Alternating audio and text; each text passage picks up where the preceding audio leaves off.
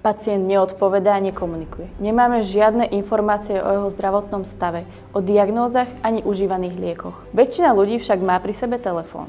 A práve v takýchto prípadoch sa k podstatným zdravotným údajom o pacientovi vieme vo väčšine prípadov dostať vďaka zdravotnému ID. Poďme si ukázať ako na to.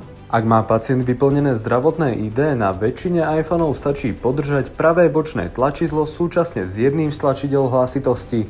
Na obrazovke sa vám následne zobrazia posuvníky. Zdravotné ID otvoríte potiahnutím smerom doprava. Pri Androide sa názov a umiestnenie tejto funkcie môžu líšiť v závislosti od výrobcu či nastavenia telefónu. Na väčšine Samsungov sa k týmto údajom môžete dostať podržaním bočného tlačidla, prípadne podržaním bočného tlačidla spolu s tlačidlom hlasitosti, keď je obrazovka telefónu rozsvietená. Následne stačí kliknúť na možnosť zdravotné údaje.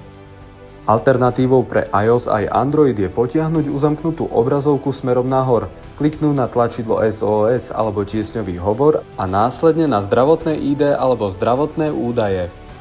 Vyplnené zdravotné informácie môžu v kritických situáciách pomôcť nielen pacientom, ale aj záchranárom. Vyskúšajte si otvorenie zdravotného ID na svojom telefóne, ale aj na smartfónoch vašich kolegov, aby ste v teréne vedeli, ako na to.